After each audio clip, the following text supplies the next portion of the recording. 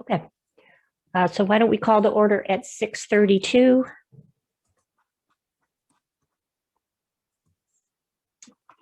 First order of business is Pledge of Allegiance.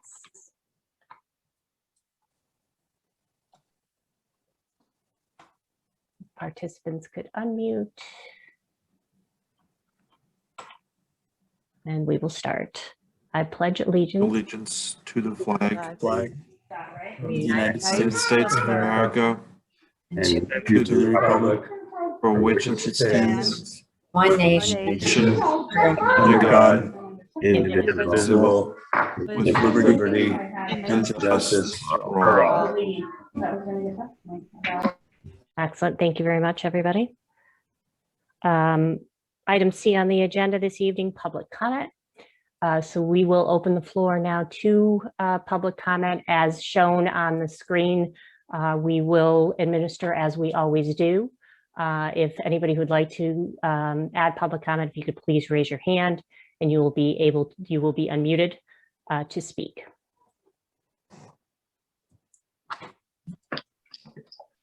Hi, Sam. Hi, it's Sam Reisner at 41 Main Street. I just wanted to encourage the committee to work with the town's attorneys to keep as much information as possible available on the website and other platforms that the building committee is running now within the 30 days leading up to the election.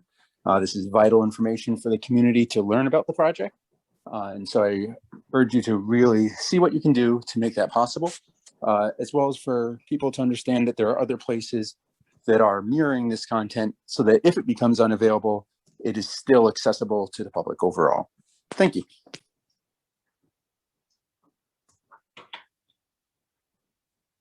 Great, thank you, Sam. Any other public comment at this time?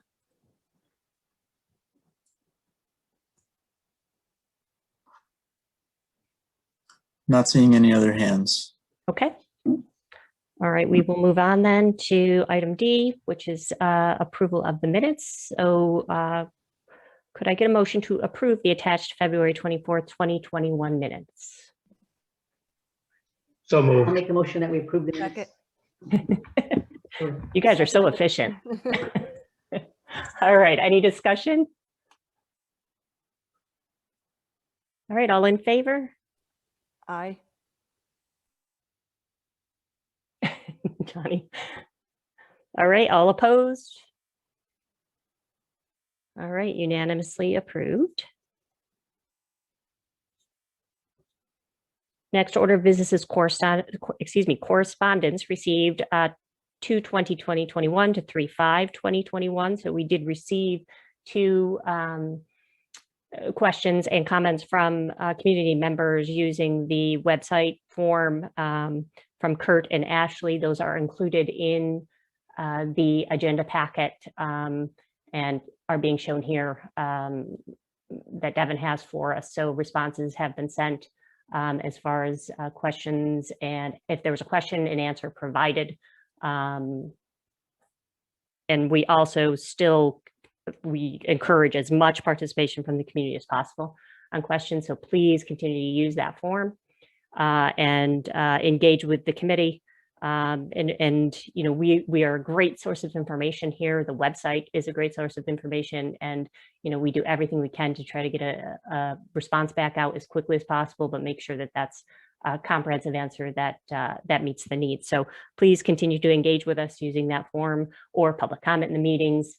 Any way you have the ability to do so, we want to make sure that you have the opportunity. And we're going to actually talk a little bit more about some more opportunities a little bit later on in the meeting as well. Meg, can I offer something? Yeah. Kat, thank you for sending along the link to some of that stuff. There is a fair amount of information on that particular link that was sent to all of us. I mean, and I wonder at some point in time how some of that might be curated so that if somebody lands on that page, they don't become overwhelmed with reports that really chronicle back, you know, quite a ways. And I just wonder, you know, are we best served to have all of that just on one landing page as you get there, all those different PDF documents, and how can it be kind of curated in a way that it's user friendly, so to speak. And I don't know if Ira's ever sort of taken a look at that and might offer some suggestions on that. So the navigation that you're speaking about, Michael, that's just internally for the building committee members. It's our Gotcha. internal. Okay. So all of that information is available on the website in a more user-friendly manner. Okay, great, excellent. Because I was like, perfect. Thank you. You There's put a my lot heart in at there. ease. Thank you. And maybe just a follow-up to the question that was raised about the softball field. Not that we have to get into it now, but it did sound like, and I don't remember the specifics of this, but it sounds as though that there's some element of contingency about what happens with the 1928 building with respect to the opportunity to put a softball field on campus. Is that my understanding that right? Yeah, let me hop in here, Michael. We don't have to go through it now. Yeah. I'm not certain. It would be helpful at some point in time to figure out if that's something that we're putting in as a contingency add so that we understand its opportunity. Yeah, this is, kind of, and we're going to talk a little bit more about that removal of the 1928 building later. But, to your point, there's a couple things going on here, and we're always, the design that we have in front of us is replacing the field in kind that we have right here, right on the facility today. So we're not removing anything that we have today as a practice field. But the addition of a new field, which is something we've talked about, is really, in order to get the space required for that, we need a decision on the 1928 building, whether it's there or not. Okay. So, there's a couple components there. And Richard, did I get that right? Did I express that correctly? Yes, you did. You're 100% correct. Okay. So that's what we just want to make sure. Oh, I'm sorry, Richard, go ahead. Well, I was finished, but I think I heard Michael say something. Yeah. So what I'm wondering if it would be helpful in what, whoever's responsibility it is to articulate the opportunity cost of keeping the building or removing it, if we have sort of a best use of that land, if it were removed, is that our obligation to communicate that? Is that the town's obligation? Do we actually script how that land could be used if the building weren't there? No, that will not be our obligation. So there'll be plenty of opportunities. There's going to be a whole nother committee that's going to be established around what happens around the 1928 building and what's going to be done there. But I guess I'm asking the question, if it's raised, if it's removed, would it be the building committee's responsibility to determine what the use of that land would be? No.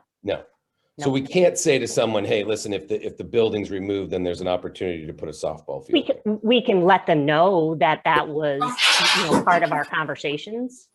Okay. We don't have a plan. We don't have a site plan that shows that here's the softball field that goes in that location. There might be a version that can be shared at a later date that we might be able to pass on as part of the conversations that are going to be had by that separate committee. But again, that will not be our obligation to do that at that point. Thank you. Yep. Any other thoughts or questions on correspondence? Okay. Yeah. Wendy, just out of curiosity, and you kind of mentioned the 1928 building. Yep. Do you know when, are there plans or conversations as to when that committee is going to start to formulate? Or is that going to is that going to interfere, I guess, with No. the building? That won't have, that decision can't be made until after the referendum, Okay. because it's contingent upon what happens with the result of the referendum, in essence, because, based on the result, then additional steps would need to be taken. So at that point, the town would come back to the table, is my understanding from the update from town council, to say, based on the results, we need to start thinking about what's going to happen with the 1928 building. So for example, if for some reason the referendum shouldn't pass, then we don't have to do anything, because the 1928 building remains as is in the current structure. But if it does pass, then the town would then need to take that next step in order to establish the building committee specific to the 1928 building to decide what needs to happen moving forward. Okay. Thanks. Yep. Any other thoughts or questions around that? All good questions. Thank you. Okay. So let's move on to item F, which is reports. First up is chair report. I think once again, our circumstances here that I'm going to defer the time for chair report into our new business items moving forward, which are super important, which is talking about the cost estimate amendment, which is directly related to the 1928 building, is item 1, and really getting deep into the community outreach calendar that was included in the agenda. So I'm going to defer my time towards those new business items. So item 2 is town council liaison report, but do we know if Chris was able to join us? It doesn't look I like. know we ended the town council meeting minutes before. Yeah, yeah, it's tough. There was a lot of conflicts tonight with meetings, so and a lot of people participating in both. So I think I'd prefer probably to defer though, to see, on that report, just to make sure that we get an update from Chris and hear his thoughts on anything else he wants to share. So at this point, I think we'll defer in town council liaison report and move right into communications subcommittee report. I'll start here, and then, we just had an hour meeting prior to this one, which was very robust. We had a lot of conversation around communications, and that's obviously going to be continued as we move into kind of the next phase of our efforts as the building committee. But really what our focus was is, again, talking about website improvements and anything we're working on there. The tools that Ira is helping us build for overall project communication, which talks about, really focusing people's attention on the value and the need for this school and what that means and what it looks like. So specific presentations, as well as conversation around the next newsletter content and what's going to be included in there. That is all in the works. Again, we'll talk a little bit more about timing with that when we talk about the schedule, and a high level overview of the communications calendar that we're going to focus on as well in item 2 of new business. So it was really a lot of conversation around, what the difference is now in this project as far as the focus and what that means. And there's a lot of implications to that, and a lot of engagement, and a lot of things that need to be managed, and understanding everybody's role, including the building committee in that, and where we need people's help and support through that process. So it was a really good conversation to really talk about what next steps look like, and how we best address our communication efforts, our social media efforts, and how we layer that all into a comprehensive approach for communication moving towards that blackout date that Sam referred to as well. So it's important for us to understand that we have a very focused window of opportunity for communication. And then, we have partners, hopefully, that will help us with communication after that point. So I think it was a really good conversation to really start focusing on the details required for overall communication strategy. So I'll leave it at that. I want to give other members the opportunity to provide any other feedback or comments or anything that I missed in that update.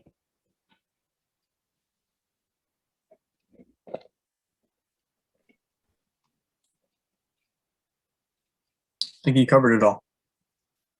Okay. All right, great. As I said, I think we're going to get into, a lot of it's going to come up anyways, as we start talking about the community outreach calendar and what that means and what it looks like. But that's kind of the general overview. We probably could have talked for another hour, to be honest with you, about topics and conversations, which is great. That's the level of engagement. That's the passion and commitment. And so it was a really good meeting. Next order is Board of Education Liaison report. So Beth. Nothing to report. The board meets again on the 22nd. It's budget time right now. So. All right, great. Kat, financial report. So the only update to the financial report, and Devin will pull it up on the screen, is Sorry about that. there was a roughly a $20 increase. We've had some additional survey. We, as we mentioned before, we pay for the postage on incoming surveys back to us. So that was just $20 from February 25th to March 5th. So the total that we have on hand now is $135,318.15. So not many changes. Oh, there it is. All right, any questions or thoughts for Kat? Okay, state legislative updates. I'll ask Mark or Chris if there's anything new. Nothing new to report. They're still in session. All right, and industry update. Richard, anything significant? Nothing significant, quite frankly. We did release another project out to bid. There seems to be a lot of interest, but we won't get the bid results until mid-April sometime. So I'll give you another project bid results and see if the trend is continuing or if it's changing. Great. Anybody have any questions? I didn't give an opportunity for Chris and Mark either, but Chris, Mark, Richard, any questions from the committee or thoughts or comments they want to share?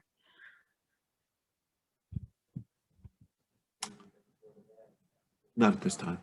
Okay, great. All right, so we'll move right on to new business. First item is to approve the amended cost estimate for the FHS building projects. So before that conversation, if I could get a motion on the table for that approval. So moved. I'll second it. Okay.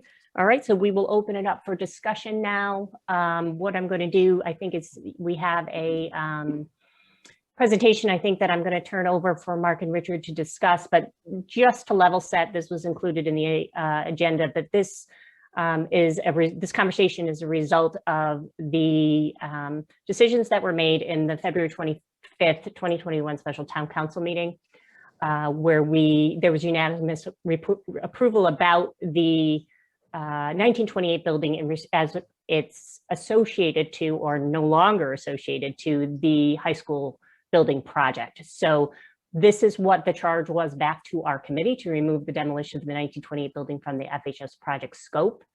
There's Wendy, where we were just talking about to create a 1928 building committee upon successful referendum for the FHS project. So that would be the next step of the process for taking on that scope of work independent of our project.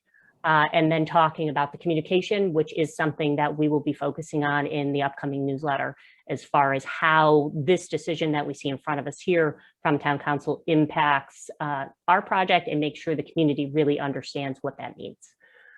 So based on that level set, I'm going to actually pass this over to Mark and Richard to kind of walk through what this new view looks like, so that we understand the financial impact to the project as far as the estimate's concerned, and then we can have discussion and vote from there. Okay, so we'll just walk you quickly through the budget review. This is very similar to what we had presented a few weeks ago. The numbers didn't change too drastically, but here's the big impact right here. So within the construction costs, we've taken out that $336,000 change. And I'll go through the working document in just a minute, but essentially it was $241,000 worth of demo and $94,000 of abatement that makes up that $336,000 that we had been carrying along for the demolition costs, combined demolition costs of the 1928 building. The so that really was the biggest impact there. The total change brings you down to we were at 109.5 for totals, and 100 I think 5.2 or 3 for net town share. So the net town share goes down a little bit. The total goes down a little bit, so now we're even more within our target net town share. Before we go on, is there any questions on this slide before I go into the more detailed slide? All right, Devin, can you scroll to the working document? Thank you. So you can see here, again, these were the numbers that we had presented last time, where we had a reduction in the A&E design fees of 100,000, the professional fees of 100,000. You can see here, we plugged in the removal of the demo of the 1928 building. So that's this new number here that comes off of the new building construction costs. So the 900 wing costs aren't impacted by that demo. So we put it here within the new building costs. These are the items that we had, the building committee had approved last time around to remove from the project scope, which is proposed to add alternates. Again, these were items that did not interfere with the education specs or programming in any way. These were sort of nice to haves, and Richard had gone through them last time. If we want to go through them again, we can. The FF&E numbers were unchanged. The contingency was unchanged. Really, you see the difference here in the grand total and the net town share. So this is how we get to the new net town share of 105 as opposed to 105.2. So any questions there?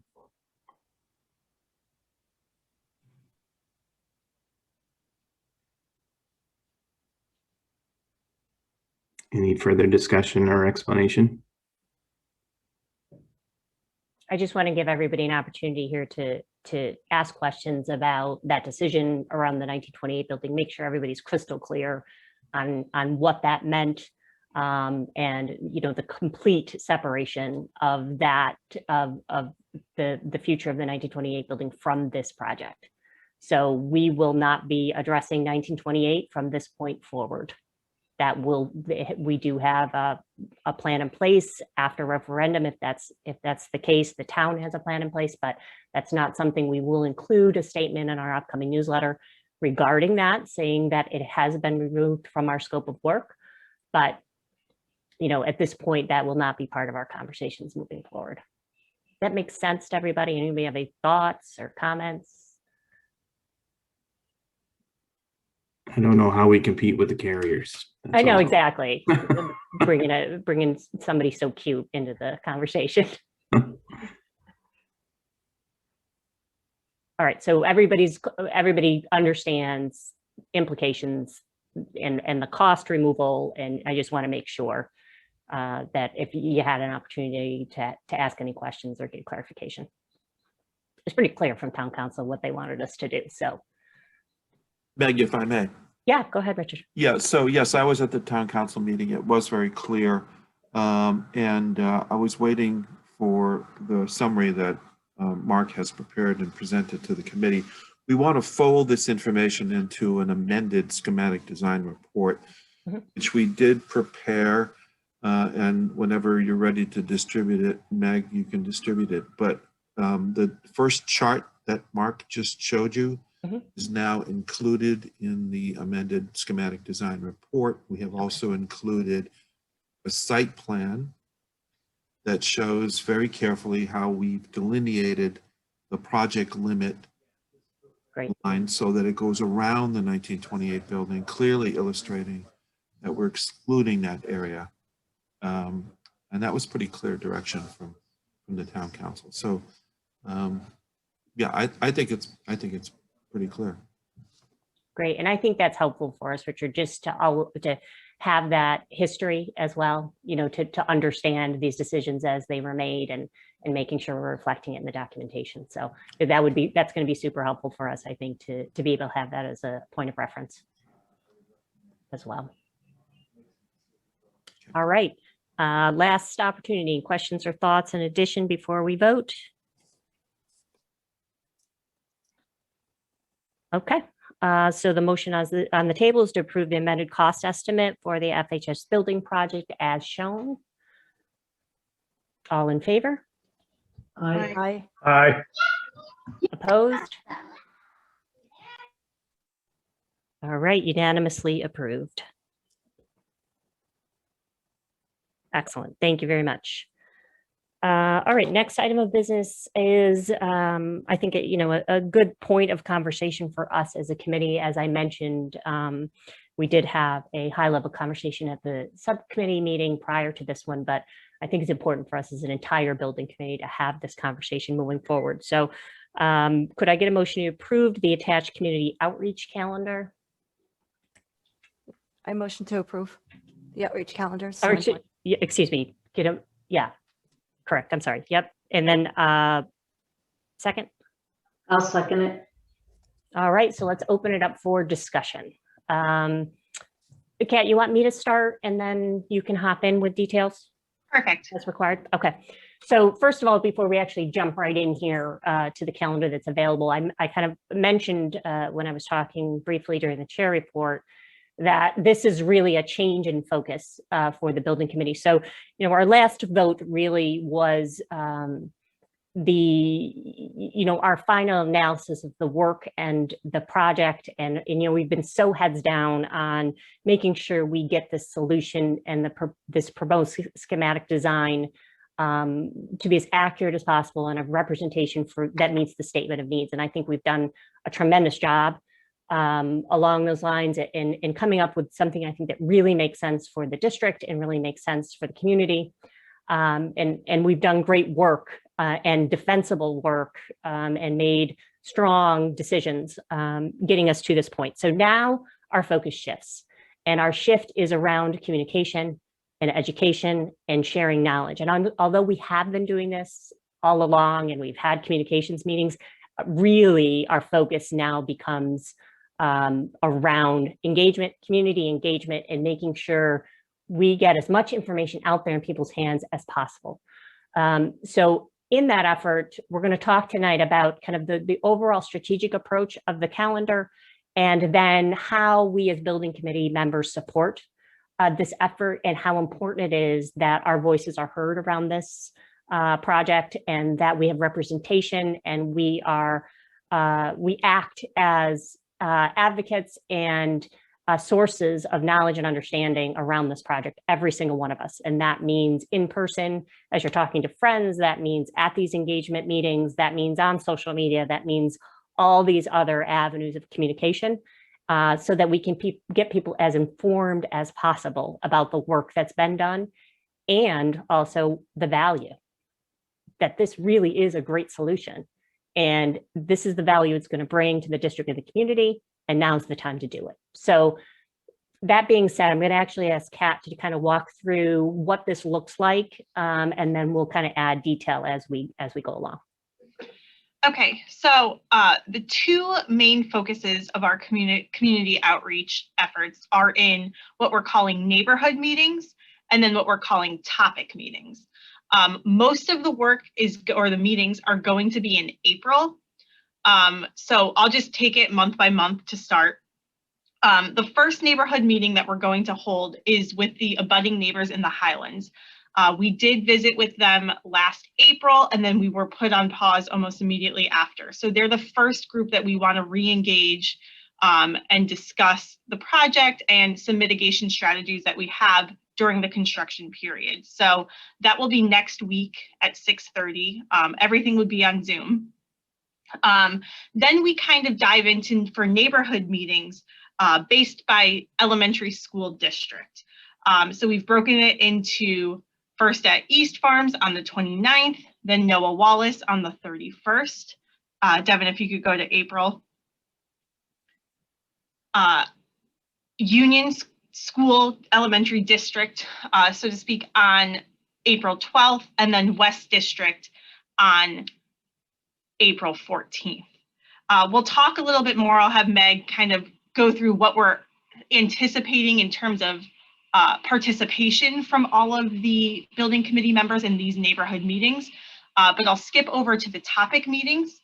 The topic meetings are a concentrated communication effort regarding certain things about the project. So our communications subcommittee helped us come up with these topics.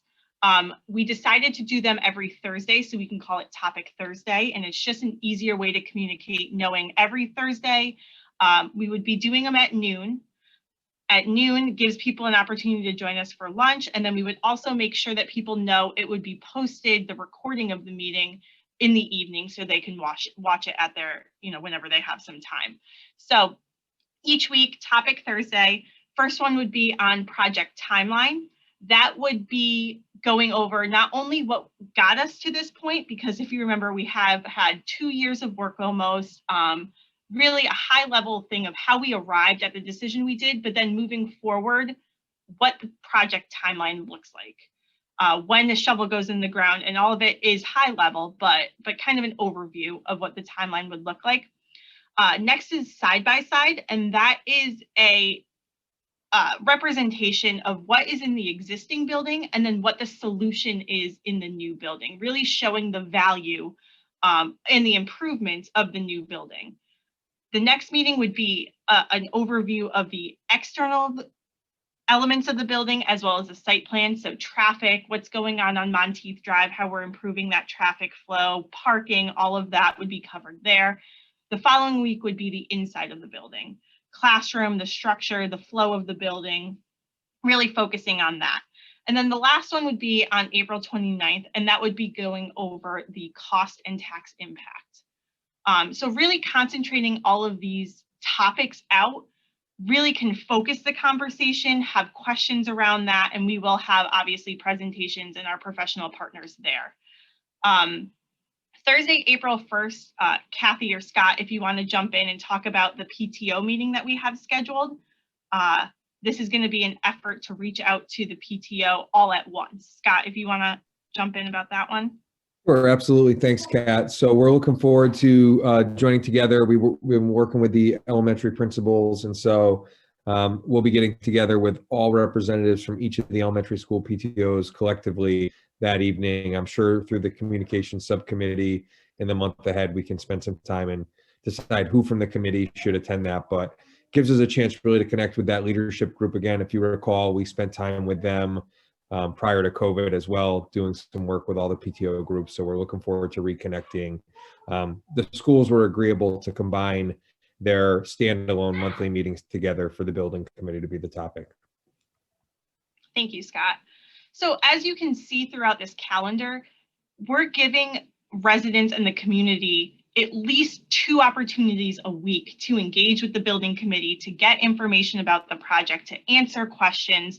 It's really a big effort, but it's going to be well worth it in the end. One thing we're also adding, and I'm working with Nancy Parent to see when the best time and event would be, is specific events with seniors at the senior center, some existing Zoom meetings or classes that they have. They're going to slot us into those so that we engage the senior population as well. So before Meg dives into a little bit more about, kind of the expectation for especially the neighborhood meetings, do you have any questions about the structure of this or our plan for community outreach? Kat, I have a question, and I guess it piggybacks on this topic of engagement. And if I'm remembering correctly, I think Ira had shared, I can't remember if it was last meeting or meeting before, the lack of, I don't know, it was responses from parents in particular that I think generally feels concerning. Is there a way that, appreciating that there's a structure of offering an opportunity for different segments of our population, and in particular the schools, is there a way that in addition to pushing out communication, that we actually try to measure what is the anticipated level of engagement in actually voting?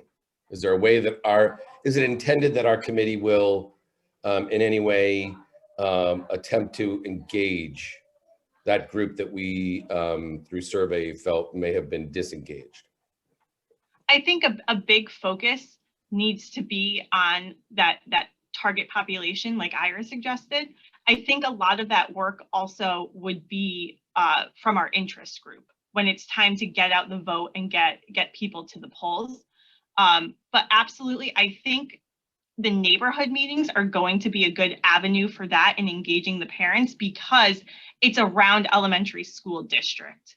And those are the people that are going to attend these meetings to solicit feedback and really hopefully engage. So I think this plan will address that deficiency in their response and their engagement right now.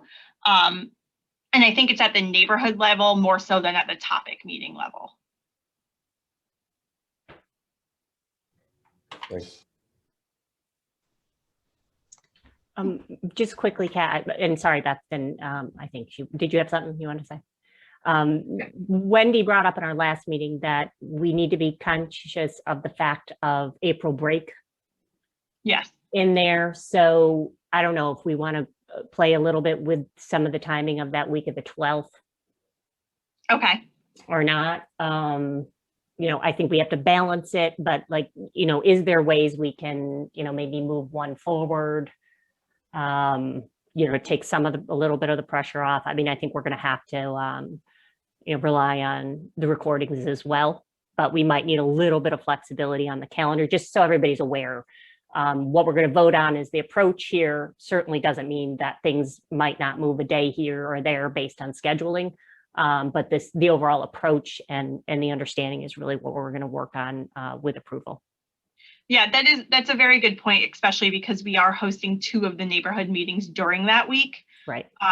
There is some room. It looks like Mondays is a day that we're doing the neighborhood meetings. So maybe using that, or I mean, we're flexible. So yes, we can definitely look into that. Yeah, and just make it as easy as possible for people. The thought process is maybe they will start traveling a little bit. We don't know. But I think that was a great point by Wendy to keep that in mind as we're really looking at setting dates. Kat, oh, sorry. Go ahead, Michael. I was just going to ask a question. In what way does this approach maybe differ from what had been attempted as a means of communication that the last building committee had employed? We held community meetings, and I think breaking those off into topic meetings is different because I know we've all been at community meetings, but it could go down a rabbit hole for 20 minutes about one topic and then not hit on other ones. And I think breaking it out by topic is a good way to get all the information out. This is also a concentrated effort to really dig into neighborhoods. I think last time we relied on school events, which again, there's no concerts this time. It's hard to actually get into the school and out into the community. So I think breaking it off this way is more of a deliberate effort to reach the full community rather than potentially relying on school parents or a full community meeting. And I think here we're giving a lot more opportunities closer to the referendum date. Kat, I know we've talked about the calendar. I think we should consider doing it with the high school too, the high school community. Here's why. This is a case where we've talked to Scott about getting some of the teachers talking about the experience of the building. So we should use the building as an example of a topic. And since we can't give tours because of COVID, and I assume we won't be able to, maybe we can take, Scott's video there, and repurpose it and do a presentation there. I know, Matt, we didn't get a chance to talk about this thing, but the more I look at the calendar, I think that the start of the show here is showing exactly what's going on currently in the high school, or what physically it is, and then answering those very specific questions, Michael, that I think might have been missed on the previous one, because the topics are always off topic. The topic is how do we teach kids and what's currently going on in a high school. Kathy, you think that would be, and Scott, a good idea? Taking one of these sessions and doing one around just walking, focus on the building. This is a perfect case where the elementary ones is explaining more clearly about the overview of why it's important for their kids and everything, but actually focusing on the building might be a good topic. Yeah, I think that it's definitely a a good idea. You know, making sure that we really are speaking to all those various groups would be important, and we need to include the high school in that. Yeah. So I think we should just consider as one of the topics, not the topics, one of the presentations. It's actually the current situation. And then Richard and Mark can be brought into it. And that's the case where we can again show one more time the before and after stuff. It just gives another opportunity to visually demonstrate the difference. Yeah, no, I'd be happy to participate in those meetings. There is also one meeting that is in May, right before the town council sets the referendum, and that is what we're calling a community meeting. So this is one last, full effort to engage people, answer some last questions, and that's right before we would have to go into the blackout period. Well, maybe, Kat, we can use that and use the high school as the backdrop. Yeah. Yep, that's a good idea. Just a couple comments if I could, and I apologize if the background noise is heavy. The high school comments that were just said are great. I do think that we do have to have a little bit of an overtone on disruption. A lot of the questions that came out of the last building committee was for parents that were either had kids in high school or just about to get into high school, and the disruption to their kids' experience in the school. And I do think we need to put a little effort on telling them that this plan has the minimal disruption has compared to what it was last time, and that this experience will not be tarnished because of this project. Absolutely, Johnny. I think that's something that we can fold into one of the topic meetings, I think potentially on the project timeline, because that's when we will be talking about how long construction is happening, when it's happening. And that's just, that's a great message because, it is minimal disruption to the students. So that's definitely something that will be highlighted in that meeting.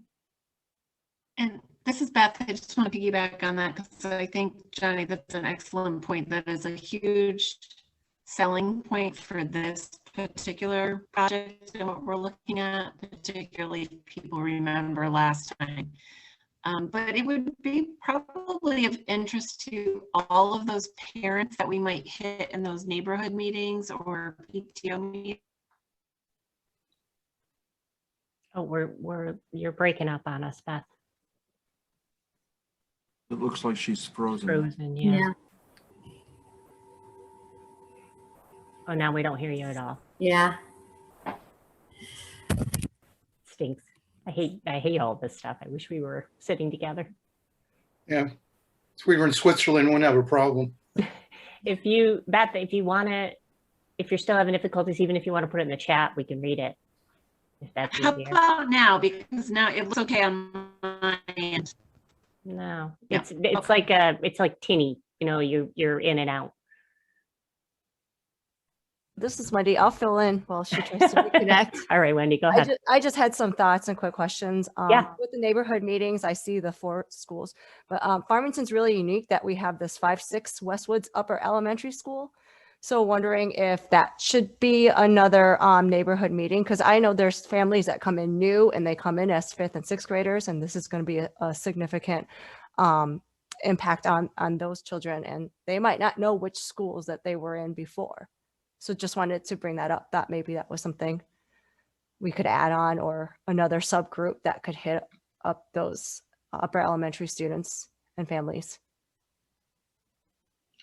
Yeah, that's something that we can, I hadn't thought about the fact that people may be joining later and they wouldn't know what elementary district they were in. And the neighborhood meetings, and I think you get this, is that it wasn't tied to the elementary school. So it wasn't just for parents, it's more people that would, if you live in the Union School District, you would go to this Union School meeting. But that's a great point. Definitely something that we can look to add just to make sure we're hitting everybody that we can. I do think that, that the fact that it's a much shorter timeline for construction, so that our fifth graders could be spending their whole career, you know what I mean, in a new high school or things like that. So I wonder if we could integrate some of that into the newsletter too, because it does seem to be something that is such a big issue, like Johnny said, in the last go around, and will continue to be a big issue as we go forward. And people sometimes might confuse, the last project and the elements of that project with this project, and they're very different. Very, very different. The last project had a lot more disruption, and because we were looking at the same footprint, but this is minimal, about as minimal as it gets. So I think that it might be something we want to integrate into the newsletter too.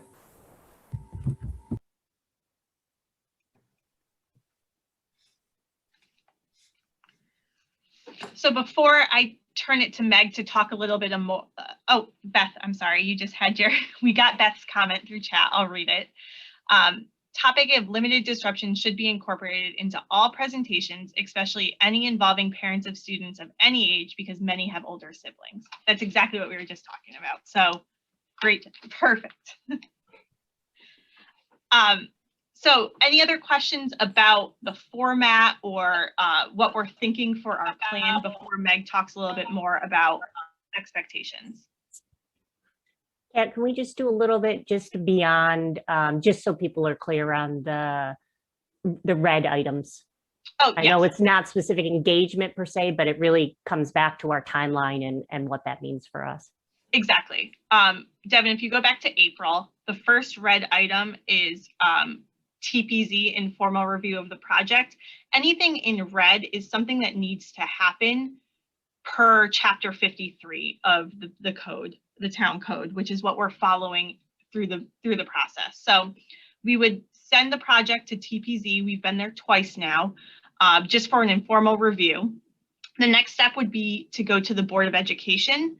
Per the code, they have to approve the schematic design and project cost estimate.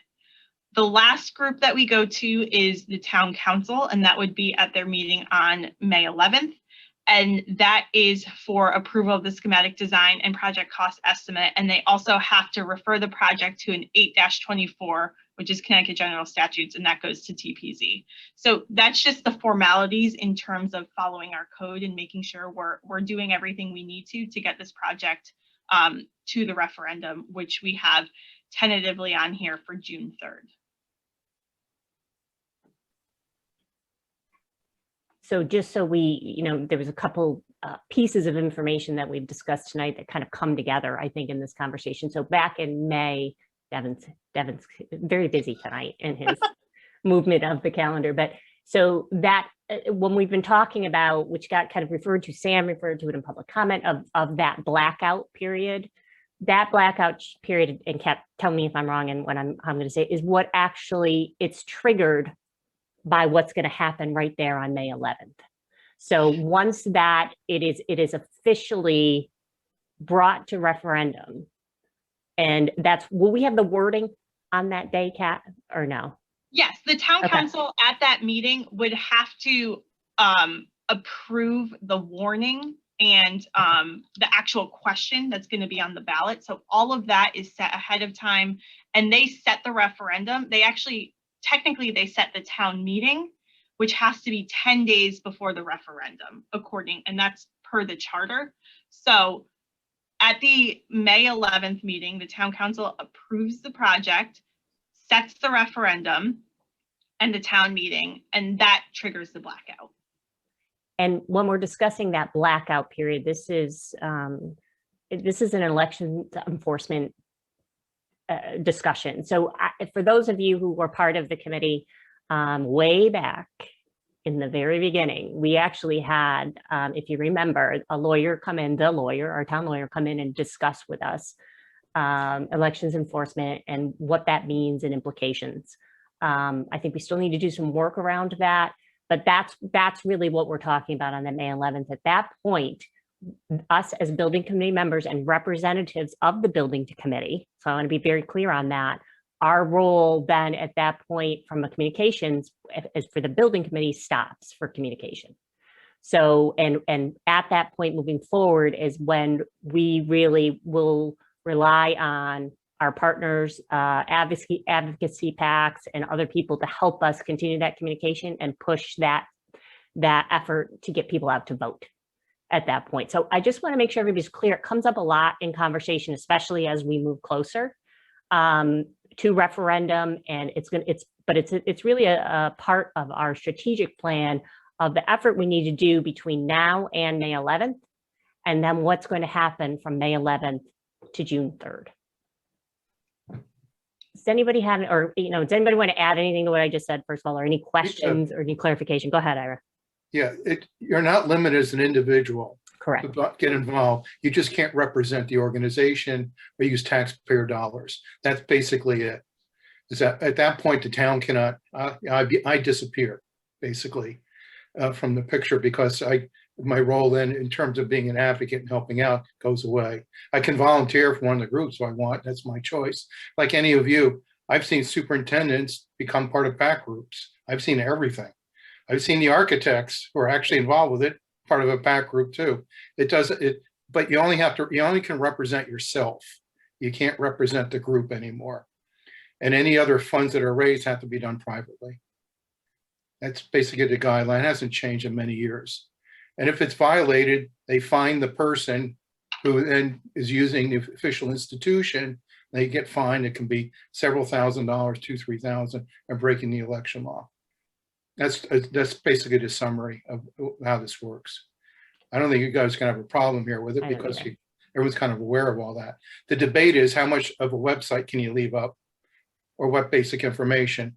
I've seen towns where they leave it up and they move some stuff. There's some they leave up everything. I'm surprised, but it takes a challenge to usually do it, to challenge the site. So it's going to be left probably to your lawyers.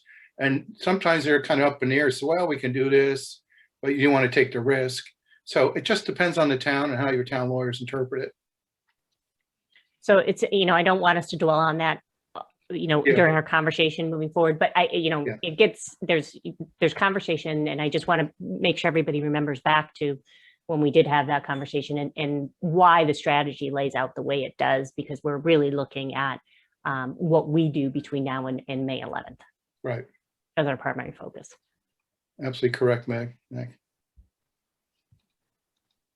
Any other thoughts or questions before I kind of go into, Beth's got another comment, I think. Beth said, we should be looking to involve other senior housing outside of senior center because those folks are likely not involved with senior center. How do we tackle that? Outreach to staff and schedule or email slide/video. That's definitely something that I'll look into and make sure that we engage that population as well, so that we're reaching everybody. But great question. Okay. Any other thoughts before we kind of I want to just talk a little bit with the building committee around kind of what our role is in each one of these types of engagement, so that we can prepare for the time commitment really moving forward, because I think we all understand what's in front of us, I think, based on looking at this calendar and the level of engagement and where we all need to step up and participate and be present and really make sure that we're engaged at all levels where we can be. So if we go back to kind of that view of we can even start in March, doesn't matter. Evan, I think it's or just stay right there. April's good. So when Beth, I'm still got you on my mind, Beth, it wasn't you, it was Kat. When Kat was talking about the different types of engagement that we have here, and to the point, I think, of the conversation we're having tonight, which is super important, is we have opportunities to add here too. So don't think that if we think we're feeling something, if we need to go out there and be in front of people to provide more information, we can do that. But we're going to need everyone's support in order to make that happen. and to make sure that we kind of, make sure we have this evenly distributed across us to the best of our ability. So when we're looking at those neighborhood meetings, and right now the ones we have on the calendar that are specific around elementary schools, we're going to be asking building committee members that live in those districts to participate. So I want to be really clear on this, that we as a committee are all together in this effort moving forward. So there will be additional meetings on your calendars from here until June. Because, and especially until May, because that's really what our focus is. But we need to make sure that you keep that in mind. I want to make sure everybody's clear that, we're going to be asking people to participate at their neighborhood meetings and the ones that make sense to them. If we do add an upper elementary school meeting and you have kids that are in the upper elementary schools, it's very important that you're there in representation of the building committee and can answer questions and be there to support the presentations and be part of those conversations. So I just want to make sure we're 100% clear on that. I think we are, but I think it's also good to kind of state that and make sure that everybody's aware. Same thing with topic meetings, depending on the topic. Obviously, we're going to be relying heavily as well on our professional partners for these topic meetings to help us, but we're also going to be putting presentations together ahead of time so that content, again, can be shared, not only within our communication channels, but beyond us as well, so that the information can be distributed through many different channels and many different organizations. But again, we're going to be looking for a level of engagement here, so be prepared for that. From now until at least until that May 11th date, which is our main focus right now. So what we're going to layer on top of this, in addition to the engagements that you see here. So also do remember that we have also on the calendar, the communication subcommittee meetings will remain. Our meetings that we're having tonight, these standard building committee meetings will remain. We're not removing those from the calendar. They're important to keep us on track and moving forward, but social media engagement as well, and helping us really thinking about how we can use our own resources and use, how can we reach out to the people that we know personally and get this information out to as many people as possible, always using the resources of the building committee as your source. So it's not that you're out there, without any support. I hope everybody knows that you will have tools, you will have communication, methods that are available to you. It might be sharing posts on Facebook that have been posted through the building committee. There's all different ways we can do it, but it is very important that as we as committee members are now saying, okay, we understand the shift. We've built and presented this excellent solution, and now is the time to do it. Let's move our focus to engaging community members, making sure they really understand that value, and getting them out to vote. And then obviously a shift after that May 11th timeframe on priority and who's going to be kind of really working on engagement and voting at that point. So does that make sense to everybody? I think it should. I don't think that's of any surprise, but this is really the turning point in our focus, I think, which is pretty exciting, to be honest with you, because we waited so long, with a year in the middle of a fantastic solution that we wanted to get out in front of people, and here we are. We've actually made it. We've got a date that we're working towards, and it's time for us to make sure that everybody shares that same level of excitement and enthusiasm around what this can really do for the community. Any thoughts around that, or? Just a quick question, Meg, do you know Yeah. that the committee is equally distributed among all the elementary neighborhood schools? Kat has that list. Kat, you want to? I made a chart. I have it up right here. I don't have it, but I did, and correct me if I'm wrong. West District, I have Meg in that district. Union, Johnny. Noah Wallace, Michael, and Wendy, if that's correct. Sharon, I'm not sure which one you're in right now, but it looks like I'm in East Farms. But I can help with the high. Perfect, because I had you in East Farms, so Okay. it all works out. And those are the 4 elementary schools. So we do have representation across all of the districts. And I guess I would just clarify again, because I'm not certain if somebody doesn't have somebody in elementary school, you wouldn't want it to get lost, that we're just simply describing the district that you're coming, the area that you're coming from, not the school that your kids are attending, correct? Right. Correct. That was my intent in separating these out. Gotcha. Okay. It was just a quick and easy way to divide the town because we have the 4 elementary schools, but also a way to engage those parents at the elementary schools, because that is the target demographic that we've identified. So it's a little bit of both, but it was a quick and easy way to divide the town up. This is Beth. What are the chances you can hear me better now? It's a little bit better. Try it. Keep talking. We'll let you know. Okay, well, you just tell me if you want me to go to chat. Okay. I thought maybe keeping the video off would help. I don't know how these things work. I was just wondering if we've thought about logistics for invites and how we get people, especially the neighborhood people that might not be tied into a school, how we're pulling them into these meetings. Great question. We are actually including this calendar once it's finalized in the newsletter. So this calendar of community outreach will be just delivered to every household. Word of mouth, because as we identified in the survey, that is one of the main ways people get their information. And then I think word of mouth, I think the school system and our typical ways of spreading the word. But we wanted to finalize this calendar before our next newsletter went out so that we can make sure people have the opportunity to join us. And principals could reinforce these dates, and we'll have them in Friday folders.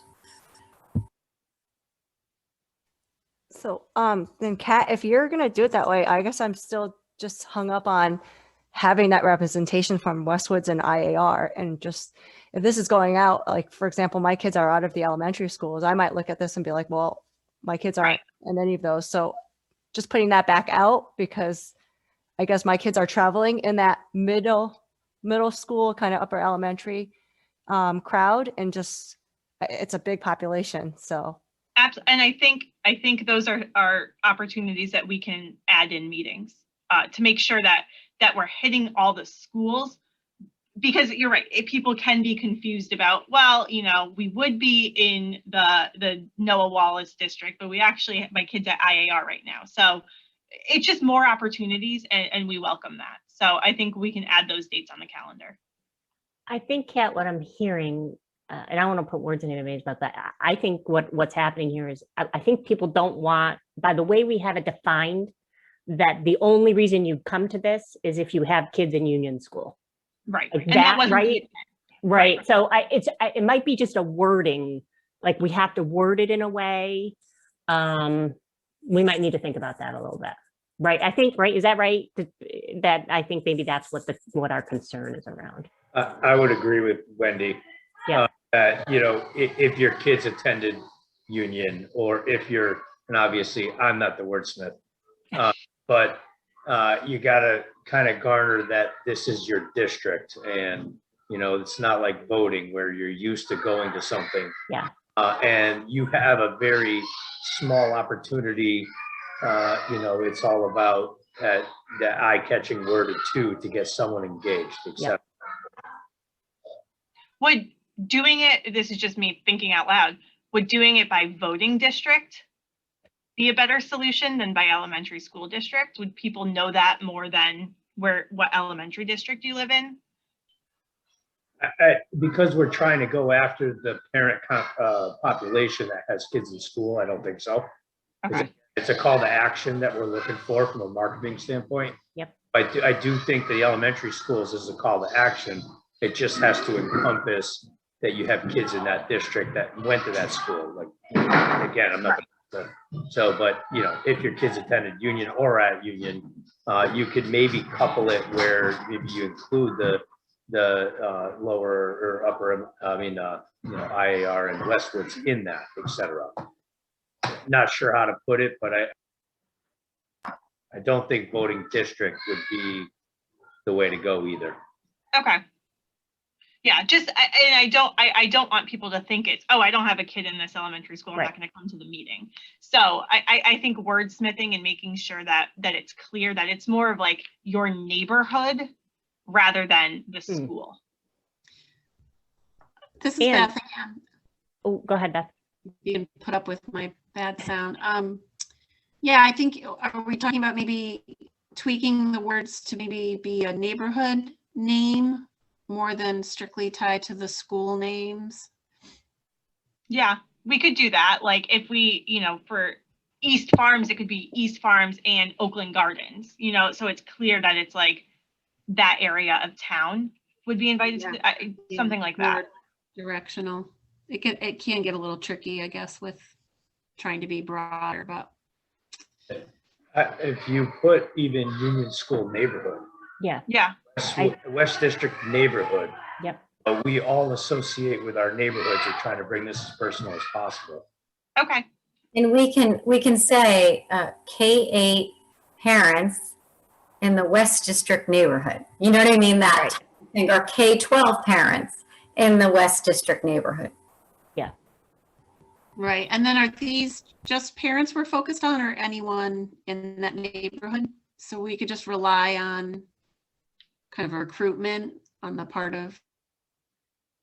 Well, I think the main focus is the parents, just because we know that that's something we need to focus our efforts on. But, I think it's anybody. And the bottom line is you could go to any of them. So even though we're trying to focus it, because what we'd like to do is have people speaking at these that, I would go as West District. My kids went to West District, and this is my neighborhood, and this is where and people know me in my neighborhood. So me speaking carries more weight maybe than somebody else, just because somebody might know me that doesn't know me in the East Farms district. So that's kind of the point of what we're trying to do. So that's why we have people assigned, but in essence, you could go to anyone that works for you. You're going to get the same information, because there's no different information we're going to provide at the Union one over the West District one. It's just making sure we have the right people in the room to help kind of drive the conversation.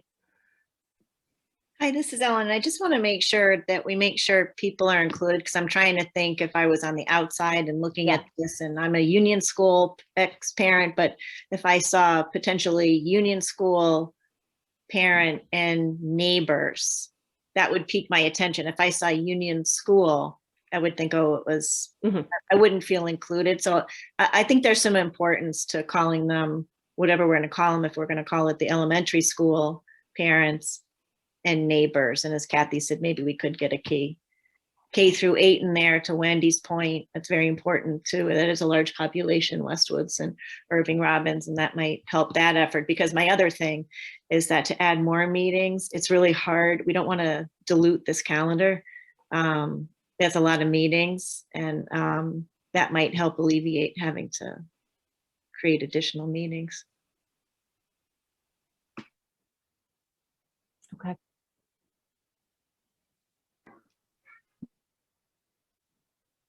Anybody else have any thoughts or? Yeah, actually, from the last time around, some events that were very well attended and some had barely anybody. Yep. I would, in Kat's shoes, I would be giving a little bit of a grace period for signups, and then I would start mandating, because I'm blunt like that. We just need to figure out logistically who is better fit and make sure we have good representation. We don't need 15 people at one meeting and 0 at the next. Yes. And obviously you've got, Sharon and I in the Highlands, which is a big one, obviously, because of the neighborhood and the surrounding neighborhood, obviously. But some of the other ones, and I'll just say that you leave me out until the end and plug me in anywhere, because I have kids and nephews on every single one of the states.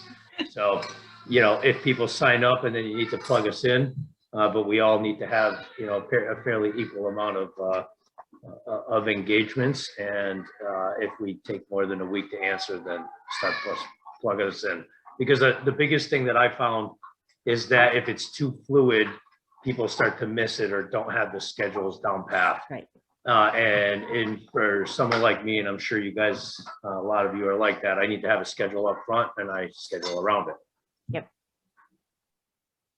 Yep, I think it's a good point, Johnny, is this is, you know, and it is basically assigning it out. This is where we need people's support and help.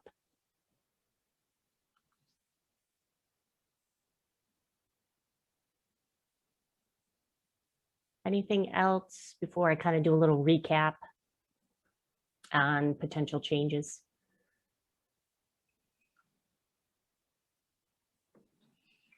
Okay.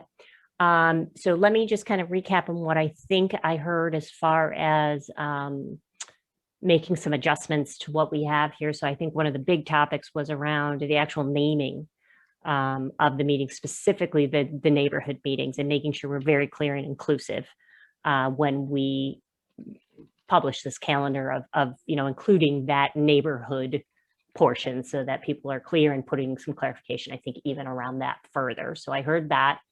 I heard the addition of potentially the addition of that Westwood's IAR meeting on the calendar as an option to again capture some of those people that maybe didn't have the elementary school experience and maybe aren't aware. So that as an option, that we would use that final community meeting in May as a focus with the high school as a backdrop. So really having FHS be the focus for that meeting and the current facility and what that means. And then I think I also heard, there was one last point I had, and I forgot what, to Wendy's point, that week of the 12th through the 16th for vacation. I think we probably should look to move those two neighborhood meetings off of that week if we can, to make sure that people have a full opportunity to participate. Anything I missed, Kat, anything in addition? That's what I had on my list as well. Yeah, I think that was everything. Okay, anything else that anybody wants to add right now? Okay, so we have a motion on the table to approve the attached community outreach calendar with the amendments that were just noted. So obviously we will be making adjustments.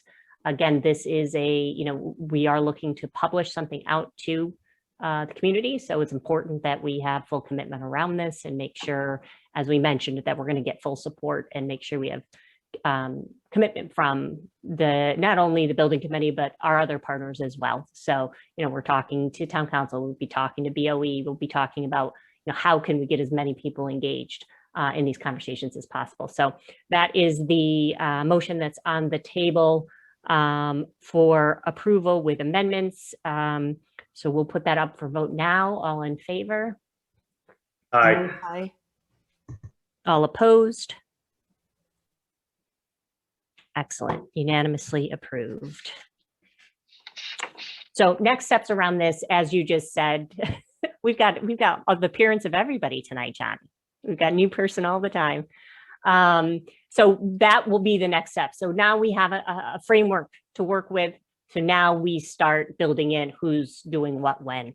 And I know how important that is for everybody's schedules. So we need to get that nailed down and out to everybody so that we can get that leveled out if there's any conflicts and make sure that we have the appropriate representation at the meetings that we do have on the calendar right now. So that will be next steps. And we'll be continuing conversation, obviously, as we move through our meetings. So I think that is the last of our agenda. So the only thing we have left at this point is to put a motion on the table for adjournment.